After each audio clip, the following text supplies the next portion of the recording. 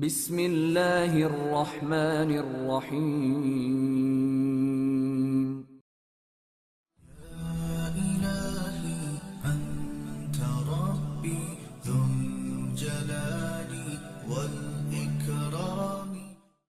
سہپہر کے قریب محل کے صدر دروازے پر انسانی شور سنائی دیا۔ قلعے کے ایک محافظ سپاہی نے فوراً ہی حیدر علی کو اطلاع دی کہ موہن داس کی ارتھی کا جلوس دروازے پر آ کر ٹھہر گیا ہے اور راجا کرشنا اس جلوس کی قیادت کر رہا ہے۔ والی میسور ایک لمحہ ضائع کیے بغیر باہر نکلا۔ ہندوؤں کا ہجوم پرشور نعرے لگا رہا تھا۔ آج سرنگا پٹنم میں ہندو بھی بے امان ہیں اور ہندو دھرم بھی۔ نواب بہادر، آپ کا انصاف کہاں ہے؟ مہاتما موہن داس قتل کر دیے گئے اور آپ کا قانون محل کی اونچی دیواروں کے سائے میں سکون کی نیند سوتا رہا۔ مہاتما کے قاتلوں کو ہمارے حوالے کیجیے۔ حیدر علی کو یہ راز سمجھنے میں دیر نہیں لگی کہ راجا کرشنا ہندوؤں کے ہجوم کو ورغلا کر پرفریب نعروں کے ساتھ محل تک لے آیا ہے۔ والی میسور کی سے حفاظتی انتظام کے بغیر تیزی سے آگے بڑھا اور راجا کرشنا کے قریب پہنچ گیا، جو بال بکھرائے ننگے پاؤں مظاہرین کے آگے کھڑا تھا۔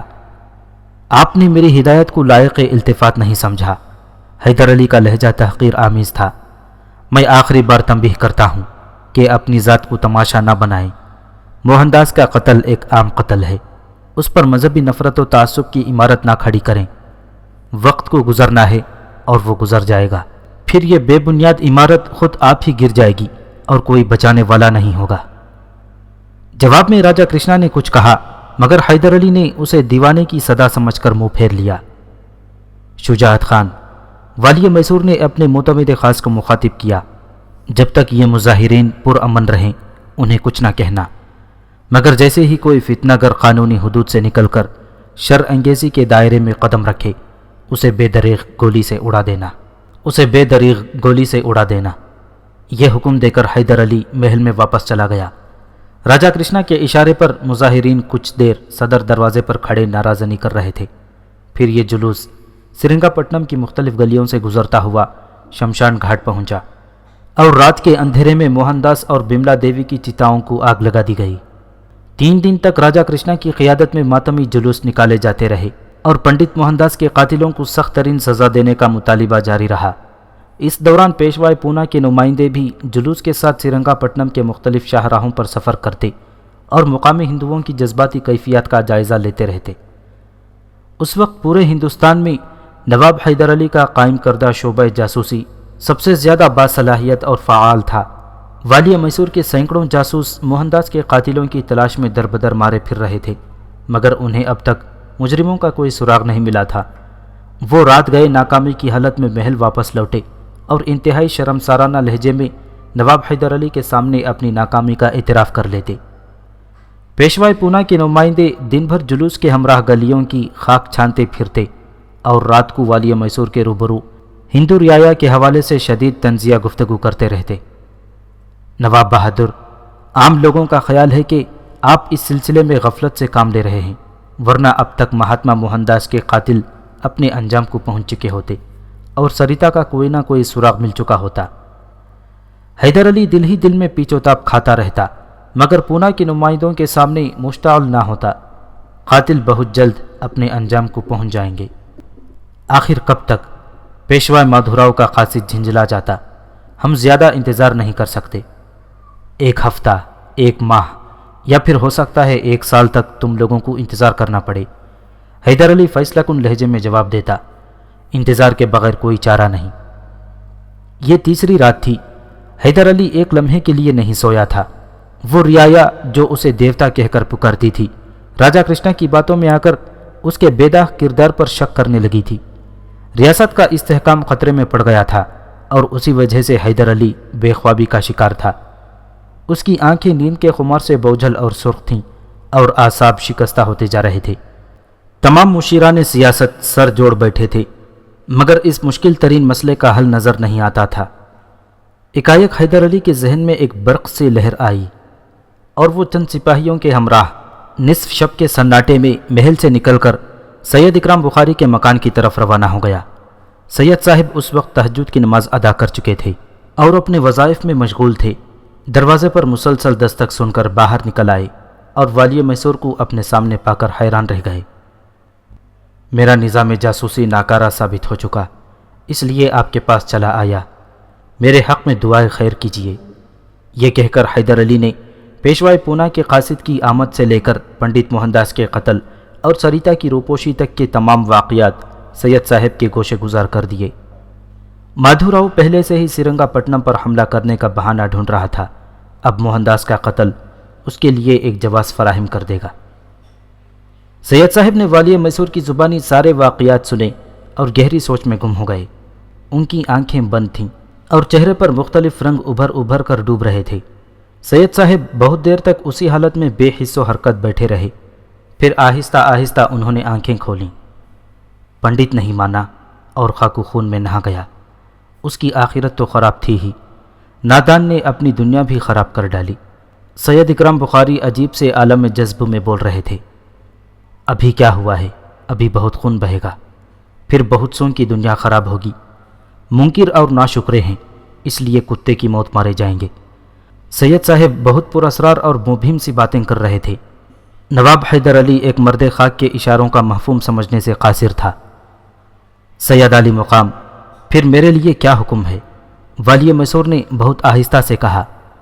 سید کے جلال نے گرد و پیش کی پوری فضا کو اپنی لپیٹ میں لے لیا تھا، جس کے اثرات سے حیدر علی کو اپنے دل کی دھڑکنیں بے ربط محسوس ہونے لگی تھیں۔ کئی راتوں کا جگا ہوا ہے، چین سے جا کر سو جا۔ سید صاحب کی جلالی کیفیت ختم ہو گئی تھی اور اب وہ حالت جمال میں نظر آ رہے تھے۔ کیسے سو جاؤں؟ کوئی سونے ہی کب دیتا ہے؟ نواب حیدر علی کے لہجے میں انتہائی کرب بھی تھا اور بے پناہ تلخی بھی۔ عہدہ و منصب کا مطلب گار ہے تو نیندیں بھی حرام کرنا ہوں گی اور آرام و آسائش کا خون بھی بہانا ہوگا۔ سید صاحب کا لہجہ حسب سابق نرم مگر پرسوز تھا۔ منصب بھی خطرے میں ہے اور دستار فضیلت بھی۔ حیدر علی کے اضطراب میں کچھ اور اضافہ ہو گیا تھا۔ دشمنوں نے عجیب چال چلی ہے، کچھ سمجھ میں نہیں آتا۔ دشمن کیا اور ان کی چالیں کیا؟ سید صاحب مسکرانے لگے۔ اپنے خدمتگاروں کو حکم دے کہ وہ اسی وقت ایک بڑی اور 15 چھوٹی میخیں لے آئیں۔ حیدر علی سید صاحب کی بات کو بڑی حیرت سے سنا، پھر وہ حجرے سے نکل کر دروازے تک آیا اور اپنے 3 سپاہیوں کو مطلوبہ تعداد میں لوہے کی میخیں لانے کا حکم دے کر سید صاحب کے پاس واپس چلا گیا۔ سید صاحب نے ان تمام میخوں کو پانی میں دھویا، زیر لب کچھ پڑھتے رہے، پھر ایک ایک میخ پر دم کر کے اسے آنگن کے کچے فرش پر گاڑتے رہے۔ آخر میں سب سے بڑی میخ پر دم کیا اور ایک بھاری پتھر سے 3 ضربیں لگائیں۔ ہر ضرب پر انتہائی قہر آلود لہجے میں سید صاحب کی زبان سے یہ الفاظ ادا ہوتے رہے: برباد گشت، برباد گشت، برباد گشت۔ نواب حیدر علی کی سانسیں رکی ہوئی تھیں اور جسم پر ہلکا سا لرزہ طاری تھا۔ سید صاحب کا مکان اہل درد کے لیے سب سے بڑا عافیت کدہ تھا۔ لوگ رنج و الم کی شدت سے چیختے ہوئے اس 4 دیواری میں داخل ہوتے اور پھر اس طرح مسکرانے لگتے کہ جیسے کچھ دیر پہلے انہیں کوئی غم ہی نہیں تھا۔ خود حیدر علی نے بارہا سید صاحب کے مکان میں عجیب روشنی دیکھی تھی اور عجیب خوشبو محسوس کی تھی، مگر اس وقت والی میسور کو ایسا لگ رہا تھا جیسے وہ کسی مقتل میں کھڑا ہے اور فضا پر ناقابل بیان دہشت طاری ہے۔ جب عمل مکمل ہو چکا تو سید صاحب نواب حیدر علی سے مخاطب ہوئے: ان تمام میخوں کو ایک ایک کر کے اکھاڑ لے اور انہیں اپنے ساتھ لے جا۔ حیدر علی جھکا اور اس نے اطمینان سے ایک آہینی میخ اکھاڑ لی، مگر دوسرے ہی لمحے وہ میخ اس کے ہاتھ سے چھوٹ کر فرش پر گر پڑی۔ یہ کیا ہے سید صاحب؟ والی میسور گھبرایا ہوا نظر آ رہا تھا۔ پوری آہینی میخ خون میں ڈوبی ہوئی تھی۔ یہ کوئی سیاست کی چال نہیں ہے کہ تجھے آسانی سے سمجھا دوں۔ ایک بار پھر سید صاحب کے لہجے کی جلالی کیفیت نمایاں ہو گئی تھی۔ جو کچھ تجھ سے کہا جا رہا ہے اس پر خاموشی سے عمل کر، میرا بہت وقت برباد ہو گیا۔ حیدر علی نے ایک ایک کر کے تمام میخیں اکھاڑ لیں، ان سب سے تازہ تازہ خون ٹپک رہا تھا۔ سید صاحب دوبارہ اپنے حجرے میں گئے اور پھر فوراً ہی ایک بڑا سا رومال لے کر واپس آ گئے۔ انہیں رومال میں باندھ کر اپنے ساتھ لے جا، سید اکرم بخاری والی میسور کو ہدایت دے رہا تھا، اور دربار میں تخت کے نیچے اس جگہ رکھ دے جہاں ان پر تیرے قدم پڑتے رہیں۔ پھر صبح ہوتے ہی اعلان کرا دے کہ پنڈت موہن داس کے قاتلوں کو دربار عام میں بے نقاب کیا جائے گا۔ पेशवाई पूना के नुमाइंदों को, श्रीरंगापट्टनम के मुअज़्ज़िज़ हिंदुओं, ब्राह्मणों, पुजारियों को और राजा कृष्णा को अपने रूबरू तलब कर ले। जब ये तमाम लोग जमा हो जाएं तो ठीक 12 बजे ज़वाल के वक्त दरबार में दाखिल होकर तख्त नशीन हो जा। फिर इंतज़ार करके पर्दा गैब से क्या रोनुमा होता है। वाली मैसूर ने जो कुछ अपनी आंखों से देखा वो नाकाबिल यकीन था। अगर यही सूरत हाल किसी और जगह पेश आई होती तो हैदर अली उसे अपनी आंखों का फरेब या एक शोबदाबाज के फ़न का करिश्मा साजी समझता। लेकिन उस वक्त वो सैयद इकराम बुखारी के मकान में मौजूद था और सैयद साहब ऐसी तमाम तहमतों से पाक थे। हैदर अली चुपचाप वो रुमाल उठाकर महल की तरफ रवाना हो गया। मजीदा बेगम और फातिमा बेगम शदीद बदहवासी के आलम में बार बार शुजात खान से पूछ रही थीं, नवाब बहादुर कहाँ गए? तूने उन्हें तन्हा क्यों जाने दिया? मैंने अर्ज़ किया था मगर सरकार राज़ी नहीं हुए। शुजात खान भी बहुत ज़्यादा परेशान नज़र आ रहा था। खुदा खैर करे, बेटे की मुसलसल परेशानियों ने उन जैसी आहनी आसाब रखने वाली खातून को भी रुला दिया था। बाप की तरह ज़िद्दी है, जब कोई फ़ैसला कर लेता है तो फिर किसी की नहीं सुनता। मजिदा बेगम को मकतूल शोहर शेख फ़तेह मोहम्मद की याद आई तो उसकी आंखों से बहने वाले आंसू कुछ और तेज़ हो गए। तू खुद जाकर क्यों नहीं देखता कि सरकार कहाँ गए हैं? फातिमा बेगम ने शुजात खान को डांटते हुए कहा, मगर उनकी आवाज़ से भी रिक्कत झलक रही थी और आहिस्ता आहिस्ता पलकें भीगती जा रही थीं। मेरे लिए सरकार का यही हुक्म है कि किले से बाहर न जाऊं और हर शख्स की हरकत व सकनात पर नज़र रखूं। शुजात खान ने वाली मैसूर की मादर गिरामी और शरीक हयात से माजिरत करते हुए कहा, वैसे मैंने किले के मुहाफिज सिपाहियों को इस काम पर मामूर कर दिया है कि सरकार के नज़र आते ही वो आपको खबर कर दें। तुझे कुछ अंदाज़ा है कि हैदर अली इस वक्त कहाँ जा सकता है? मजिदा बेगम का इस्तिराब हद से गुजर चुका था और वो शुजात खान से बार बार एक ही सवाल किए जा रही थी। यकीनन कोई ऐसी बात है कि जिसे पोशीदा रखना ज़रूरी था, वरना सरकार इतनी राजदारी से काम नहीं लेते। शुजात खान खुद भी हैरान व परेशान था। ऐसी संगीन फ़ज़ा में आधी रात के वक्त वाली मैसूर का सिर्फ चंद सिपाहियों के हमराह किसी नामालूम मकाम की तरफ चले जाना एक इंतहाई पुरअसरार अमल था। अभी ख़वातीन की वहशतें बरकरार थीं कि किले का एक मुहाफिज दौड़ता हुआ आया और उसने इत्तला दी कि नवाब बहादुर तशरीफ़ ले आए हैं। ऐ मालिक बहरोबर, तेरा शुक्र है कि तूने मेरे बेटे को अपनी अमान में रखा। मजीदा बेगम के मुंह से बेइख्तियार निकला और उन्होंने बहू के कंधे पर सर रख दिया। उसे क्या खबर कि चंद घंटों की अजियत ने मुझे और बूढ़ा बना दिया है। हैदर अली की आमद की खबर लाने वाला सिपाही अपनी जगह पहुंचा ही नहीं था कि दूसरा सिपाही भागता हुआ आया और शुजात खान से मुखातिब होकर बोला, नवाब बहादुर आपको याद फरमा रहे हैं। जवाब में शुजात खान भी दौड़ता, मगर इतनी देर में वाली मैसूर दरबार आम के दरवाजे पर पहुंचकर ठहर गया था। इसे खोल दे, नवाब ने भारी कुफुल की तरफ इशारा करते हुए कहा। सरकार, इसकी चाबियां तो मेरे पास नहीं हैं। वाली मैसूर की पुरअसरार हरकतें देखकर शुजात खान घबरा गया था। जल्दी कर और ख़ुद जाकर चाबियां ले आ, नवाब ने दूसरा हुक्म दिया।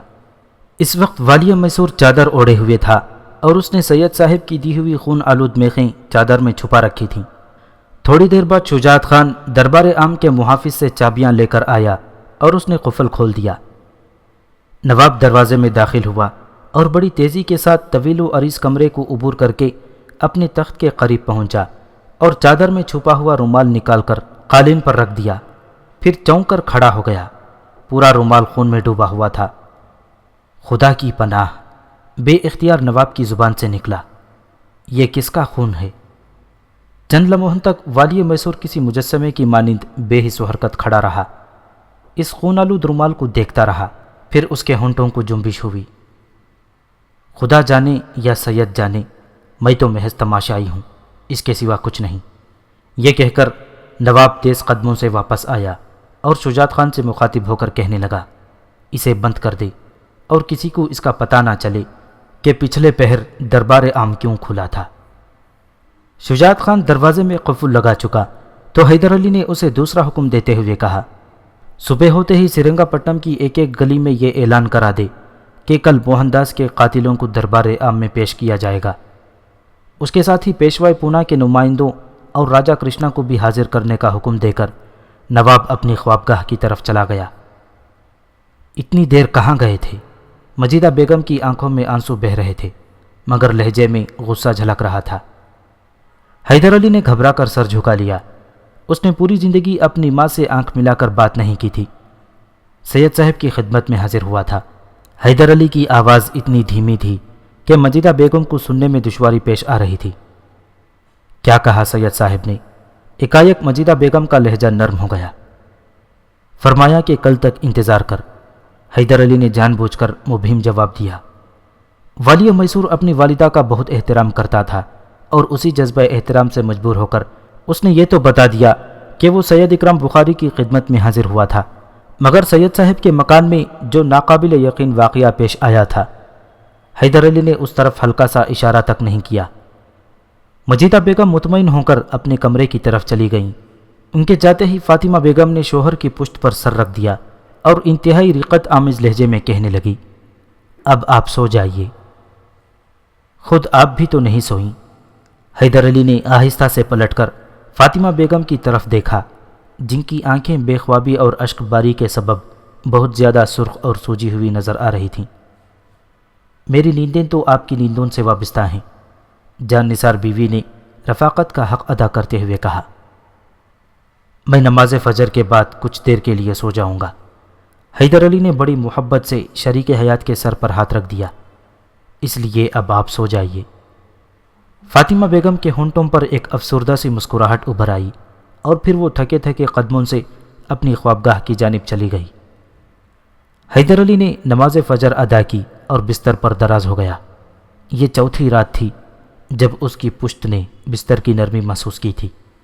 لیٹتے ہی حیدر علی کی آنکھوں کے سامنے سید صاحب کے مکان کا خون آلود آہینی میخوں کا منظر ابھر آیا۔ والی میسور کچھ دیر تک اپنے خیالات میں الجھتا رہا اور پھر تھک کر سو گیا۔ حیدر علی 11 بجے بیدار ہوا تو بڑی حد تک تازہ دم نظر آ رہا تھا۔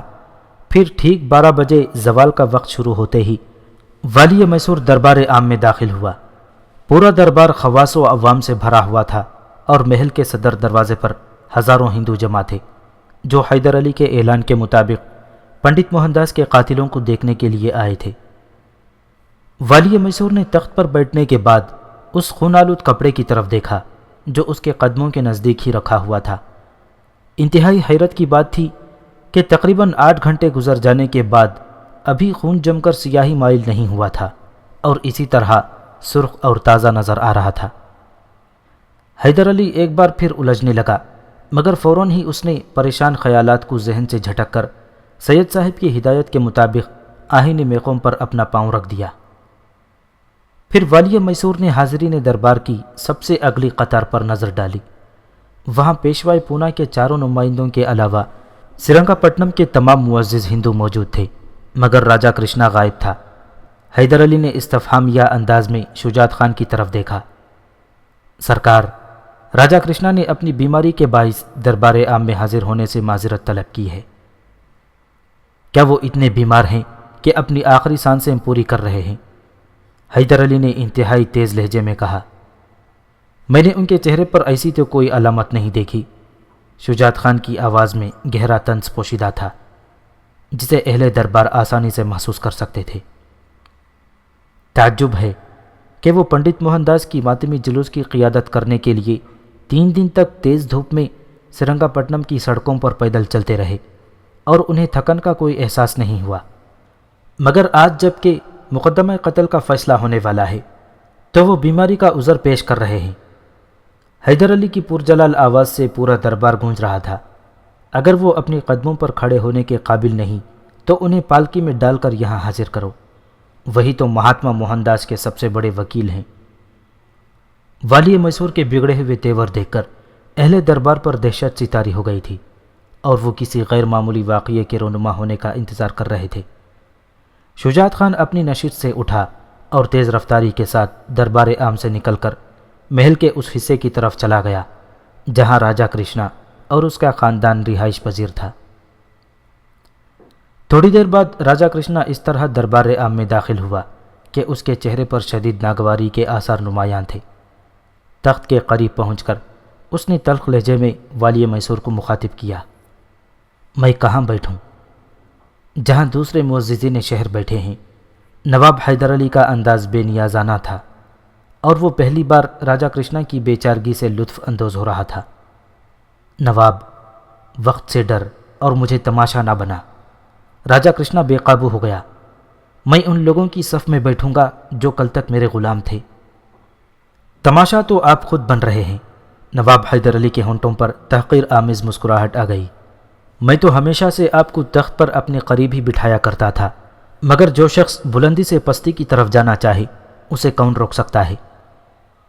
راجا کرشنا کچھ دیر تک کسی زخمی سام کی طرح بل کھاتا رہا اور پھر انتہائی شکستگی کے عالم میں پیشوائی پونا کے نمائندوں کے قریب ہی ایک کرسی پر ڈھیر ہو گیا۔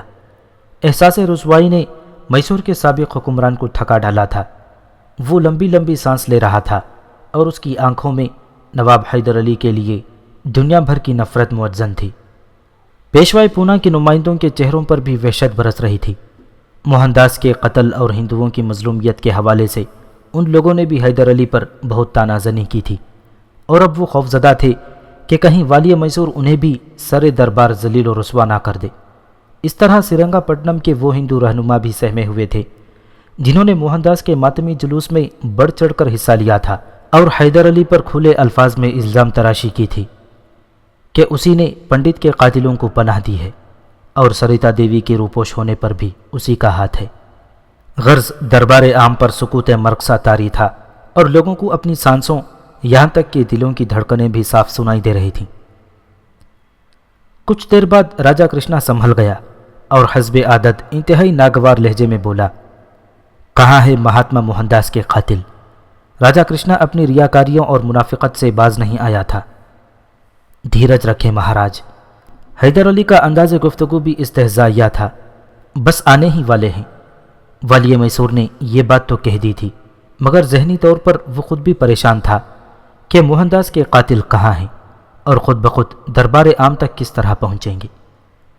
حیدر علی کبھی دروازے کی طرف دیکھتا اور کبھی خون آلود آہنی میخوں کی طرف جن پر اس کے پاؤں رکھے ہوئے تھے۔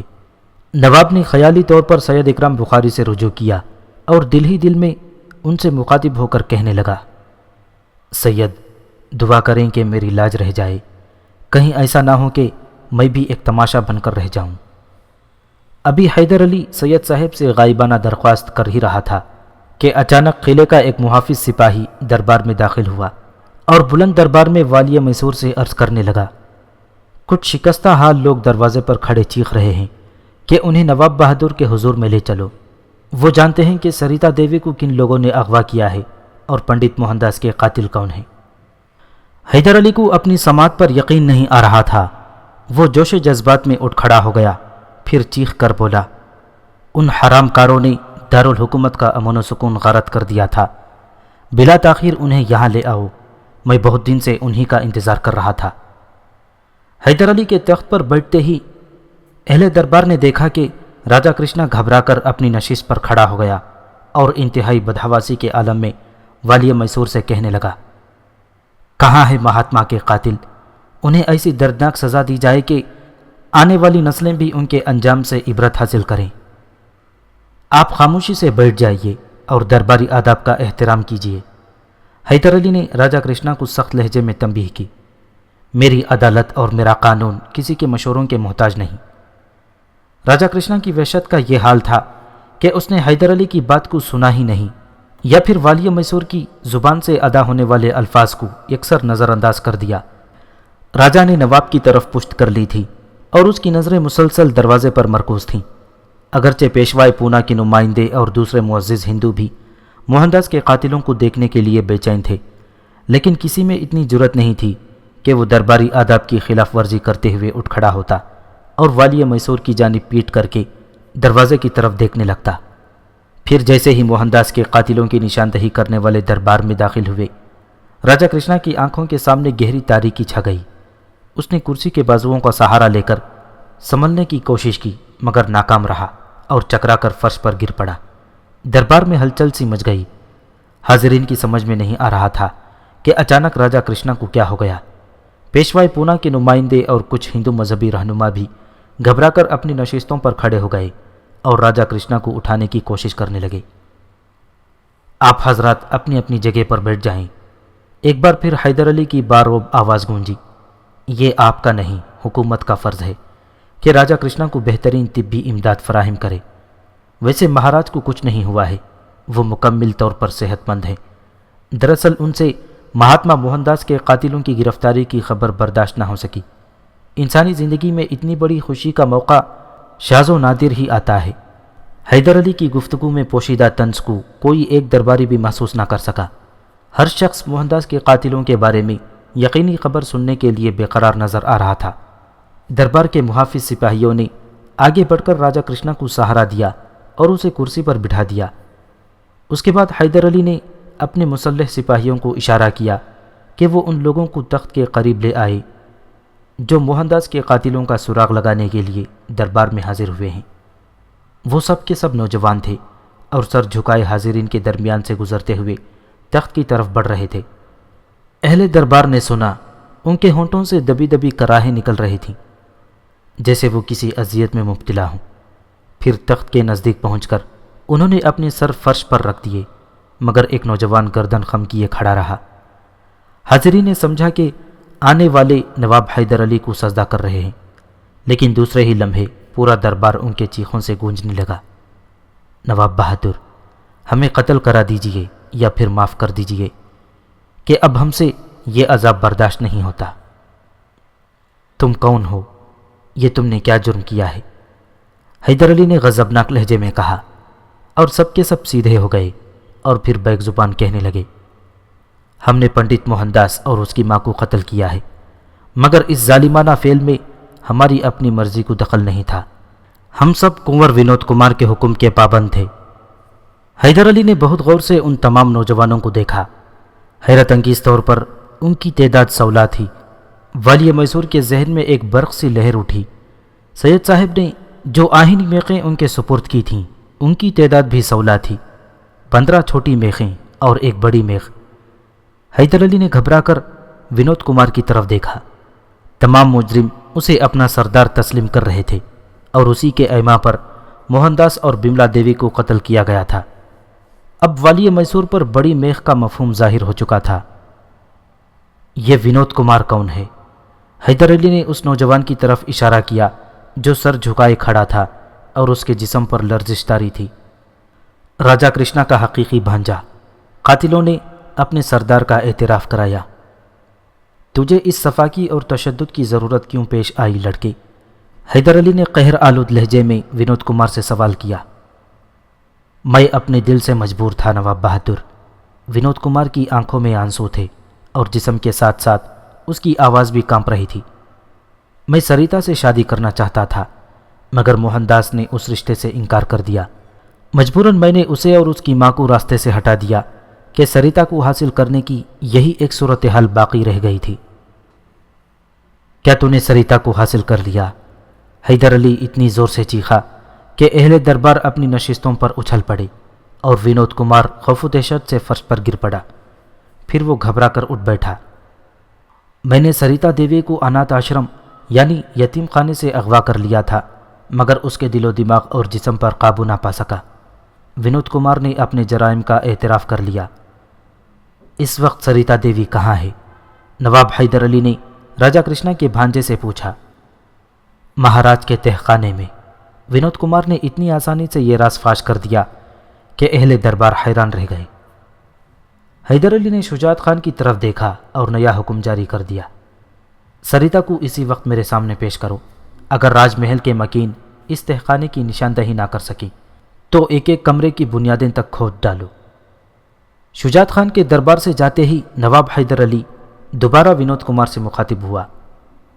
تو اپنی عمر دیکھ اور جرائم کی سنگینی کا اندازہ کر۔ آخر تو کس کی شہ پر خون کے اس سمندر میں اتر گیا تھا؟ مہاراج نے مجھے یقین دلایا تھا کہ نواب بہادر کا قانون میرا کچھ نہیں بگاڑ سکے گا۔ 20 سالہ ونود کمار کے بہتے ہوئے آنسوؤں میں شدت آ گئی تھی۔ مہاراج نے مجھ سے یہ بھی کہا تھا کہ موہن داس اور بملا دیوی کے قتل سے دیوتا بہت خوش ہوں گے، اور اگر میں سریتا کو اپنی داشتہ بنا لوں گا تو میری لوک اور پرلوک دونوں سدھر جائیں گے۔ میں نے جو کچھ کیا دیوتاؤں کو خوش کرنے کے لیے کیا۔ مجھے یہی سمجھایا گیا تھا کہ میں اس طرح ہندو دھرم کا سب سے بڑا سیوک کہلاؤں گا۔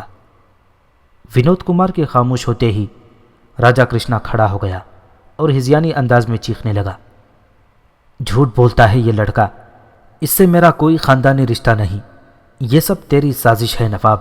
تو نے ان ہندو نوجوانوں کے منہ دولت سے بھر دیے، پھر ان کی زبانیں میرے ہی خلاف گواہی دینے لگیں۔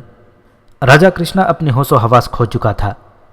حاضرین دربار کا خیال تھا کہ راجا کی بےہودہ گفتگو سن کر حیدر علی کا غصہ بھڑک اٹھے گا، مگر خلاف توقع والی میسور مسکرا رہا تھا۔ ایک راجا کرشنا مادھوراؤ کے نمائندوں کو مخاطب کر کے کہنے لگا، جب آپ لوگ پونا واپس جائیں تو محترم پیشوا کو میرا راز سنا کر عرض کرنا کہ یہاں کسی ہندو کی عزت اور جان محفوظ نہیں۔ دولت و اقتدار کے ذریعے ہندو جبراً مسلمان بنائے جاتے ہیں، ہندو کو ہندو سے قتل کرایا جاتا ہے اور پھر ہندو ہی ہندو کے خلاف گواہی دیتا ہے۔ راجا کرشنا خود اپنے ہی بچھائے ہوئے جال میں گردن تک پھنس چکا تھا، اس لیے مادھوراؤ کا طاقتور ہاتھ پکڑ کر حالات کی دلدل سے نکلنا چاہتا تھا۔ پیشوائی پونا کے نمائندے کیا جواب دیتے؟ وہ خود پریشان نظر آ رہے تھے اور انہیں پوری بساط الٹتی ہوئی محسوس ہو رہی تھی۔ ساری دنیا بدل گئی، دریاؤں نے اپنے راستے بدل دیے اور بڑے بڑے مجرم گناہوں کی دنیا سے نکل کر مسجدوں اور مندروں کی طرف چل پڑے، مگر ایک آپ ہیں کہ ابھی تک اس جھوٹ، منافقت، ریاکاری اور سازش کے مذہب پر عمل پیرا ہیں۔ نواب حیدر علی کا لہجہ پرسوز تھا، مگر اس سے گہری تلخی جھلک رہی تھی۔ آپ بار بار کی تنبیہ کے باوجود نہ صرف عدالت کے وقار کو مجروح کر رہے ہیں بلکہ منصف پر بھی بے بنیاد الزامات عائد کر رہے ہیں۔ فی الوقت آپ سکون سے بیٹھیں اور خاموشی اختیار کریں۔ اگر میرے فیصلے سے مطمئن نہ ہوں تو پونا کے نمائندوں سے فریاد کرنے کے بجائے خود اپنا مقدمہ لے کر پیشوائے مادھوراؤ کی عدالت میں چلے جائیں، میری طرف سے اجازت ہے۔ راجا کرشنا شدید بے چارگی کے عالم میں اپنی نشست پر بیٹھ گیا اور حاضرین دربار کی طرف دیکھنے لگا۔ ہر چہرے پر انتہائی حیرت کا رنگ نمایاں تھا اور تمام آنکھوں میں بہت سے سوالات گردش کر رہے تھے۔ ابھی دربار کی فضا پر گہرا سکوت طاری تھا کہ شجاعت خان سریتا دیوی کو اپنی دونوں ہاتھوں پر اٹھائے ہوئے دروازے میں داخل ہوا۔ جب میسور کا نائب سالار حاضرین کے درمیان سے گزر کر تخت کی طرف بڑھ رہا تھا تو اکثر درباری اپنی جگہ کھڑے ہو کر سریتا دیوی کو دیکھ رہے تھے، جو شجاعت خان کی ہاتھوں میں بے ہوش پڑی تھی اور جس کے خوبصورت چہرے پر بے شمار زخموں کے نیلے اور سرخ نشانات موجود تھے۔ یہ منظر اتنا دردناک تھا کہ نواب حیدر علی کو بھی تخت سے اتر کر نیچے آنا پڑا۔ والی میسور کچھ دیر تک سریتا کو دیکھتا رہا، جس کی سانس بہت آہستہ چل رہی تھی۔ یہ کہاں تھی؟ حیدر علی کا لہجہ اداس تھا اور چہرے پر اذیت و کرب کا گہرا عکس ابھر آیا تھا۔ راجا کرشنا کے تہخانے میں شجاعت خان کی آواز سے دل کا درد جھلک رہا تھا، جیسے سریتا دیوی خود اس کی اپنی بیٹی ہو۔ آپ حضرات بھی اس معصوم اور بے گناہ لڑکی کی حالت زار کا مشاہدہ کر لیں۔ نواب حیدر علی نے پونا کے نمائندوں کو اشارہ کیا۔ پیشوا مادھوراؤ کا قاصد اور پونا سے آئے ہوئے تینوں گیانی اٹھ کر والی میسور کے قریب پہنچے اور بے ہوش سریتا کو دیکھنے لگے، جسے انتہائی تشدد کا نشانہ بنایا گیا تھا۔ واقعتاً یہ بڑی صفاکی ہے نواب بہادر، پونا کے نمائندوں کو بھرے دربار میں اعتراف کرنا پڑا۔ اب آپ کو اس بات کا فیصلہ کرنے میں آسانی ہو جائے گی کہ ریاست میسور میں ہندوؤں پر تشدد ہو رہا ہے یا مسلمان ہندوؤں کے مظالم کا شکار ہیں۔ ایک حیدر علی کی آواز بلند ہو گئی۔ آپ کے بقول اگر محترم پیشوا ہندوستان میں بسنے والے ایک ایک ہندو کے جان لیوا اور عزت و آبرو کے محافظ و نگہبان ہیں تو پھر میں کون ہوں؟ کیا مجھے حق نہیں پہنچتا کہ اس بے گناہ مسلمان لڑکی کے بہنے والے خون کا حساب راجا کرشنا سے طلب کروں اور پیشوا کو بتاؤں کہ اس شخص کا پورا نامہ اعمال سازشوں، فریب کاریوں اور دوسرے بے شمار گناہوں سے سیاہ ہو چکا ہے؟ حیدر علی کی مدلل گفتگو سن کر پونا کے نمائندوں نے سر جھکا لیے۔ اس نئی صورتحال کو دیکھ کر وہ بہت زیادہ شرمسار نظر آ رہے تھے۔ شجاعت خان، سریتا کو حرم سیرا میں پہنچا کر طبیب خاص سے کہہ دے کہ وہ اس بچے کے علاج میں کوئی کسر نہ اٹھا رکھے، اب یہ والی میسور کی بیٹی ہے۔ شجاعت خان راجا کرشنا اور ونود کمار کے خلاف اپنے چہرے پر نفرت و غضب کے کئی رنگ سجائے تیز قدموں کے ساتھ دربار عام سے نکل کر حرم سرا کی طرف چلا گیا۔ شجاعت خان کے جاتے ہی حیدر علی دوبارہ تخت پر جلوہ افروز ہوا اور راجا کرشنا کو مخاطب کر کے کہنے لگا، اگر ونود کمار آپ کا حقیقی بھانجا نہیں تو پھر سریتا دیوی آپ کے محل کے تہخانے میں کس لیے قید کی گئی تھی؟ راجا کرشنا کے پاس والی میسور کے اس سوال کا کوئی جواب نہیں تھا۔ انتہائی عیار اور جھوٹا ہونے کے باوجود وہ اس حقیقت کو جھٹلانے سے عاجز رہا۔ پھر بھرے دربار میں چند برہمنوں نے گواہی دی کہ ونود کمار مہاراجا کا حقیقی بھانجا ہے۔ اس کا باپ بچپن میں مر گیا تھا، اس لیے راجا کرشنا ہی نے اس کی پرورش کی ہے۔ ان شہادتوں کے بعد رسوائی کے خوف سے راجا کرشنا کا چہرہ مسخ ہو گیا اور اس نے کسی مجرم کی طرح گردن جھکا لی۔ جب ریاست کے ذہین ترین جاسوس تمہارا سراغ لگانے میں ناکام ہو گئے تھے تو پھر ایسی کیا قیامت گزری کہ تم لوگ اعتراف کرنے پر مجبور ہو گئے؟ نواب حیدر علی دوبارہ ونود کمار سے مخاطب ہوا۔ میں کل رات پرسکون نیند سو رہا تھا کہ اچانک مجھے اٹھ جانا پڑا۔ ونود کمار کی آنکھوں سے آنسو جاری تھے اور وہ لڑکھڑاتی ہوئی زبان میں اعتراف جرم کی وجہ بیان کر رہا تھا۔ مجھے ایسا محسوس ہوا کہ جیسے کسی نادیدہ ہاتھ نے میرے دماغ میں جلتی ہوئی سلاخ اتار دی ہو۔ میں تکلیف کی شدت سے چیخنے لگا اور راج وید نے کئی دوائیں دیں، مگر میرے دماغ میں لگی ہوئی آگ بڑھتی ہی جا رہی تھی۔ پھر کسی نے میرے کانوں میں سرگوشی کرتے ہوئے کہا کہ نواب بہادر کے خدمت میں حاضر ہو کر اپنے جرم کا اعتراف کر لے، ورنہ یہ آگ تیرے پورے جسم میں پھیل جائے گی اور چند گھنٹوں میں تجھے جلا کر راکھ کر ڈالے گی۔ پورے دربار پر سناٹا طاری تھا، مگر حیدر علی کے دماغ میں آندھیاں سی چل رہی تھیں۔ آج ایک بار پھر والی میسور کو سید صاحب کی روحانی طاقت کا اندازہ ہو گیا۔ جہاں حکومت کے بے شمار وسائل ناکارہ اور بے اثر ثابت ہو چکے تھے، وہاں ایک فقیر بے سر و سامان کا درویشیانہ عمل کام آیا۔ اگر سید صاحب کی دعائیں شامل حال نہ ہوتیں تو ساری زندگی پنڈت موہن داس کے قاتلوں کا سراغ نہ ملتا اور ہندو ریایا کی نظر میں حیدر علی جیسے منصف مزاج حکمران کی شخصیت ہمیشہ کے لیے داغدار ہو کر رہ جاتی۔ سید صاحب نے وہ آہنی میخیں اپنے مکان کے آنگن میں ٹھوکیں، مگر ان کا ہدف وہ قاتل نوجوان تھے جنہیں راجا کرشنا کی سرپرستی حاصل تھی اور جو مضبوط ترین پناہ گاہوں میں روپوش تھے۔ فرط عقیدت سے حیدر علی کی آنکھیں بند ہو گئیں اور وہ غائبانہ طور پر سید صاحب کا شکر ادا کرنے لگے۔ ونود کمار کے بعد ان 15 نوجوانوں نے بھی سرے دربار اعتراف کیا کہ وہ بھی اسی تکلیف دہ حالت سے دوچار تھے۔ اب تم لوگ کیا محسوس کر رہے ہو؟ حیدر علی نے ان تمام مجرموں سے دریافت کیا جو پنڈت موہن داس اور بملا دیوی کے قتل کے ذمہ دار تھے۔ اب ہمیں اپنی موت سامنے نظر آ رہی ہے، مگر وہ ناقابل بیان اذیت ختم ہو گئی جس میں ہم گزشتہ رات سے مبتلا تھے۔ والی میسور نے ونود کمار اور اس کے دوسرے ساتھیوں کو زنجیریں پہنا کر زندان کے حوالے کرنے کا حکم دیا اور اس اعلان کے ساتھ دربار برخاست ہو گیا کہ سریتا دیوی کے صحت یاب ہونے اور پھر اس کی گواہی کے بعد اس مقدمہ قتل کا فیصلہ سنایا جائے گا۔